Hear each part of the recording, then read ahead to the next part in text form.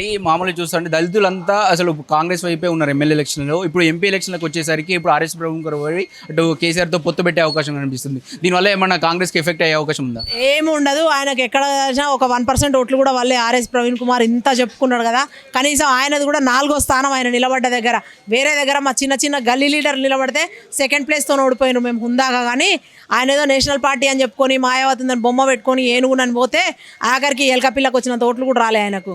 So ఆయనకు 4వ స్థానం సరిపెట్టుకోండి. అదే వాళ్ళు కలిసి వచ్చినా విడివిడిగా వచ్చినా బీజేపీతో కలిసినా ఇంకో పార్టీతో కలిసినా బీఎస్పీ బీజేపీ బీఆర్ఎస్ అన్ని బీలు కలిసినా కూడా వాళ్ళ బిజినెస్లు బీటు బిజినెస్లు ఏం చేసుకున్నా కూడా కాంగ్రెస్ పార్టీ సింగిల్గానే వస్తుంది, గెలుస్తుంది.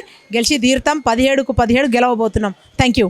మెయిన్గా దళితుల సరికి వచ్చేసరికి బీఎస్పీ చాలా ఎక్కువ వాళ్ళ మెజారిటీ ఉంది. ఇటు బీజేపీ కూడా దళితులకు కొంచెం దూరంగానే ఉంటుంది, కొంచెం దూరంగానే దళితులు కూడా ఉంటారని ఉంది. ఇప్పుడు ఇక్కడ ఆర్ఎస్ ప్రవీణ్ కుమార్ మళ్ళీ బీఆర్ఎస్తో కలుతూ ఉన్నారు. దానివల్ల బీజేపీకి ఏమైనా ఎఫెక్ట్ అయ్యే అవకాశం ఉందా? మీరు భలే క్వశ్చన్ అడుగుతారు.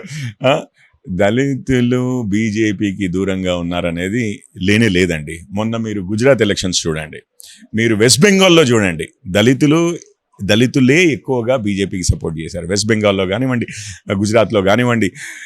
అయితే దళితులు గిరిజనులు కూడా మీరు కావాలంటే number of seats, reserved seats అందరికీ తెలిసినవే. గుజరాత్లో ఎన్ని రిజర్వ్డ్ సీట్స్ ఉన్నాయి, అందులో షెడ్యూల్డ్ క్యాస్ట్ వారికి ఎన్ని ఉన్నాయి, షెడ్యూల్డ్ ట్రైబ్స్ వారికి ఎన్ని ఉన్నాయి, అందులో ఎవరు గెలిచారు అని చూస్తే 2 నిమిషాల్లో మొత్తం అయిపోతుంది. 90% బీజేపీ గెలిచింది.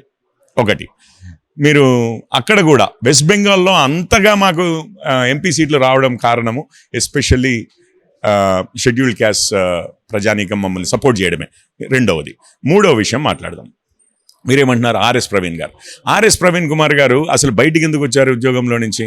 దళితులకు బడుగు వర్గాలకు అన్యాయం జరుగుతోంది కేసీఆర్ గారి కింద అని చెప్పే కదా వచ్చింది వారు బయటికి.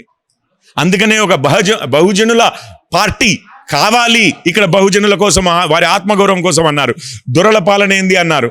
ఈరోజు మళ్ళీ ఇప్పుడు పోయి వారితోటే కలిశారు. వారు చేసింది చిన్న తప్పిదం కాదండి. అంతకుముందు ఏమంటే అట్లీస్ట్ బహుజనులు ఉన్నారు, అరే ఇట్లాంటి దొరల పాలన ఉంది కానీ మనం ఎదురించగలుగుతామని అనుకున్న సందర్భం ఉండేది. ఇప్పుడు మనలో అత్యున్నత స్థానంలో ఉన్నవాడు ఒక ఐపీఎస్ ఆఫీసర్ అయ్యుండి అతనే వచ్చి ఈరోజు మళ్ళీ దొరకి దాసోహం అన్నట్టుగా ప్రవర్తిస్తే ఇక మనందరికీ అసలు మళ్ళీ జన్మలో మనము ప్రయత్నించలేమేమో అన్న నిరుత్సాహం కలుగుతుంది కదా. అగో ఆ వంచన చేశారు ప్రవీణ్ కుమార్ గారు ఈరోజు ఆ బడుగు బలహీన వర్గాలందరినీ. అది ఆయన ఎందుకు చేసుకుని ఉంటారు?